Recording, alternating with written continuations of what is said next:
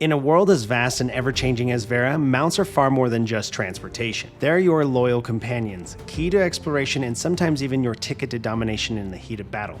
In Ashes of Creation, mounts are an integral part of the gameplay experience, offering much more than just a way to get from point A to point B. In today's video, we're going to go over everything that you need to know in regards to mounts in Ashes of Creation. From basic ground mounts to the awe-inspiring flying creatures that only the most powerful can control, we'll cover the full spectrum of what mounts bring to the game. Ashes of Creation offers 4 distinct types of mounts: ground mounts, gliding mounts, aquatic mounts, and flying mounts. Each of these categories comes with its own set of mechanics and benefits which cater to different playstyles and needs. Let's start with ground mounts, the most common type in Vera. Ground mounts are the most accessible form of mounts in Ashes of Creation. These mounts can be acquired early in your journey and are available to players across the board. They are your everyday companions, helping you traverse the vast world of Vera at a faster pace than running by foot. Just like other MMOs, ground mounts significantly increase your travel speed, but each mount can differ in how fast they can move based on their breed or type. Faster mounts are often harder to obtain, requiring either more advanced quests, higher levels, or a significant amount of in-game currency. Not all ground mounts are created equal. Some mounts will come with special abilities, such as a burst of speed, a temporary buff for the rider, or even an ability to jump over obstacles.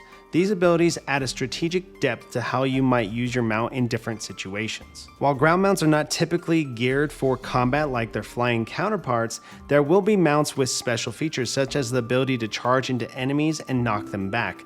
These mounts are particularly useful in large-scale PvP or node warfare, allowing players to reposition quickly or disrupt enemy lines. Your ground mount will likely be your first companion in Ashes of Creation, and while it may start as a humble steed, there will be plenty of ways to upgrade both its appearance and abilities as you progress. Customization is another key element to mounts in Ashes. From cosmetic upgrades to equipping them with functional armor, you'll be able to personalize your mount to match your style, and that's not all. Mounts, just like players, can grow and evolve as you take on more difficult content. They're more than just a vehicle, they're an extension of your character. I wanted to bring up that I will be doing a giveaway for Alpha 2 Access. That is the Phase 1 Alpha Access, which is $120 value. All you have to do is make sure you like this video and you are subbed to the YouTube channel. Again, there's going to be plenty of opportunities for you to enter, and I'll have them down in the description of this video. Now, aquatic mounts bring a whole new dimension of exploration in Ashes of Creation. Vera is not just a land of towering castles and deep forests, but also vast oceans and lakes filled with secrets waiting to be uncovered. Aquatic mounts are specifically designed for exploring the game's underwater environments. These mounts are faster and more agile when traversing through water, making them ideal for crossing large bodies of water or diving into underwater dungeons. One interesting mechanic for aquatic mounts is how they interact with breath control. While underwater, you're normally limited by your character's ability to hold their breath. However, certain aquatic mounts can extend this time, allowing for longer underwater exploration. Higher tier mounts can even grant unlimited breath for the rider, opening up endless opportunities for underwater adventures. While not as prevalent as land-based or flying combat, there are situations in Ashes of Creation where fighting from an aquatic mount may come into play. Aquatic mounts can give you the upper hand in naval combat or while defending coastal areas from raiders. These mounts are specialized and not as combat heavy as others, but their mobility can turn the tide in watery confrontations. Aquatic mounts aren't just about getting from island to island. They're essential for fully experiencing everything Vera's ocean has to offer, from underwater dungeons to hidden treasure troves beneath the waves. Gliding mounts or Tier 2 mounts represent a middle ground between ground mounts and the coveted flying mounts. These mounts are capable of jumping, gliding, and hovering close to the ground. The higher the level of the gliding mount, the further and longer it can glide. However, unlike royal flying mounts, gliding mounts do not have the ability to achieve true flight by default. After special upgrades, gliding mounts can eventually gain the ability to fly when under the command of mayors of Metropolis, which is stage 6 nodes, or kings and queens of guild castles. This upgrade transforms them into full-fledged flying mounts. Gliding will also require a certain level of player skill engaging the speed, distance, and terrain to maximize effectiveness. This adds a layer of strategy to their usage. In addition to that, certain Tier 2 mount skins can be upgraded to Tier 3 skins, particularly if you apply to royal mounts. Gliding mounts add a unique twist to your gameplay, offering a different experience compared to traditional ground mounts. With enough skill and progression, they can even evolve into powerful flying companions. Now let's talk about the most coveted type of mount in Ashes of Creation, flying mounts. These are extremely rare and reserved only for those who have obtained incredible power or influence within the game. Flying mounts aren't something you'll see every day in Vera. They are symbols of prestige and power. Again, flying mounts are incredibly rare in Ashes of Creation, and only a limited number of players will have access to them at any given moment.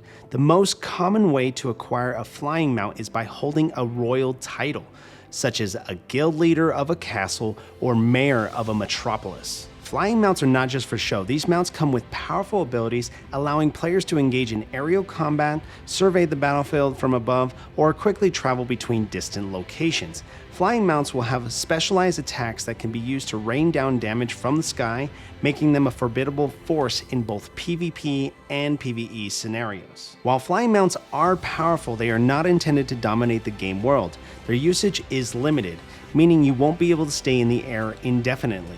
The cooldowns and restrictions in place ensure that flying mounts are used strategically, preventing them from overshadowing the ground and aquatic mounts in everyday gameplay. Flight-capable royal mounts are also dropped from world bosses as eggs. These mounts will have a lifespan likely between 15 to 30 days, online and offline times, after which the mounts will pass away. Royal mounts that drop as eggs can be cultivated through the animal husbandry profession, for artisans with high enough stables on their freehold.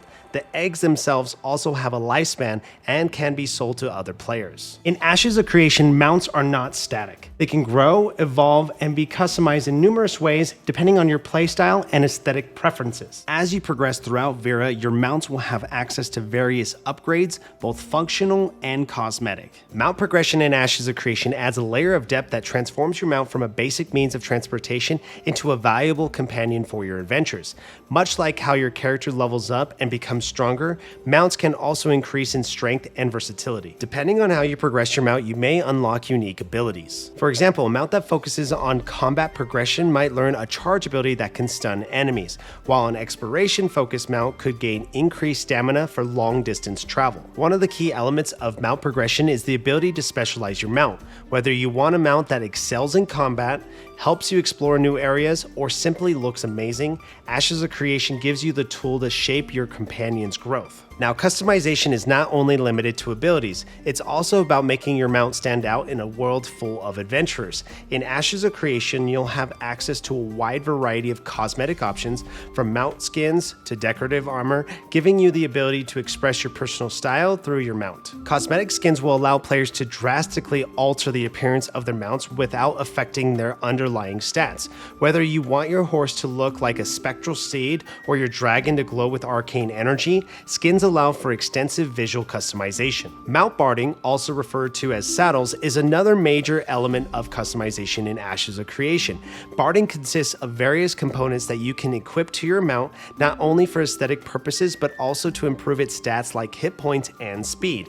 The higher the level of barding, the better it will look and perform. You'll be able to apply different cosmetics and skins to barding to give your mount a truly unique appearance. Guilds will also have access to unique mount customization options, including banners, emblems that can be displayed on their mount. These customizations not only enhance your mount's appearance, but also allow you to show off your guild's colors and insignia. Speaking of guilds, mounts in Ashes of Creation play a larger role in crucial social and political roles. Guild leaders, mayors, and castle lords have access to unique mounts that serve as both status symbols and functional tools of war. Flying mounts, as mentioned earlier, are often reserved for upper echelons of power in the game, such as guild leaders who control castles or mayors of high-level nodes. These mounts are not just for transportation, they play a critical role in castle sieges and large-scale battles. Guilds will also have access to special mounts that can only be attained through guild-specific activities and progression. These mounts will not only serve functional purposes in battle and exploration, but will also represent the guild's achievements and status nodes throughout the game world. Nodes in Ashes of Creation also play a role in mount availability. As a node levels up and progresses through its stages, the types of mounts available to citizens may change. To give an example, coastal nodes may offer aquatic mounts as rewards for contributing to the node's development, while mountainous nodes might have access to powerful steeds capable of navigating rough terrain. Higher tier nodes may provide access to more exotic and powerful mounts as rewards for participating in civic events or as a part of the node-wide achievements. One of the most unique aspects of mount gameplay in Ashes of Creation is the concept of Undermounts. These are specialized flying creatures that are granted to guild officers during castle sieges. These Undermounts, such as Wormlings, offer tactical advantages during siege warfare. These Undermounts are not permanent mounts and they can only be used during specific events, such as castle sieges, and are granted based on your node's progression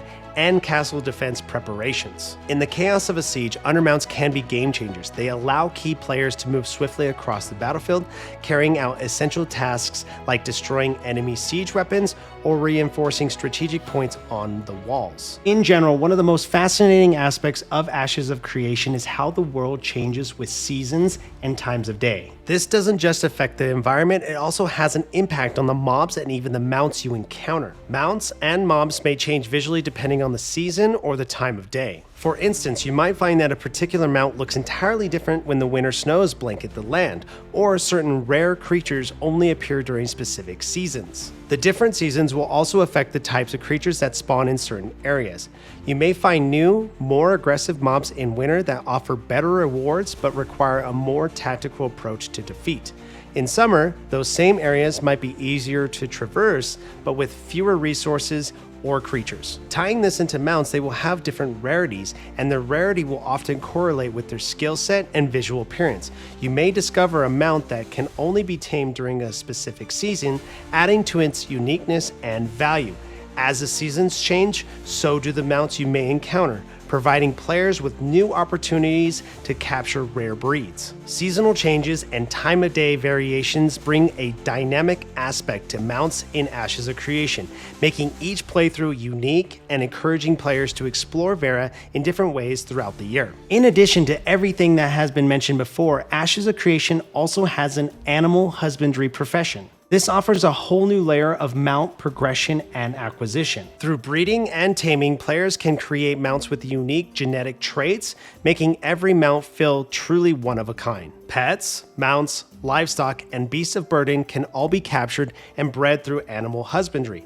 Players will be able to breed animals with specific genetic traits, aiming to create the perfect mount for their needs, whether that's increased speed, endurance, or unique abilities. Stables located in freeholds are essential to the breeding process. These stables allow players to engage in breeding activities within the animal husbandry profession. Public spaces in nodes will also enable lower tier breeding and farming activities. While mounts like horses serve as an early gateway into the animal husbandry profession, the profession's reach extends much farther than that. Players will be able to tame, breed, and customize a variety of mounts, including aquatic and even flying mounts. Unlike some mechanics in other games, mounts in Ashes of Creation will not degrade or die over time, which is very similar to WoW or FF14. This ensures that the hard-earned, perfectly bred mount stays with you throughout your journey. Mounts in Ashes of Creation are far more than simple transportation. They are a reflection of your progress, your status, and your power within the world of Vera.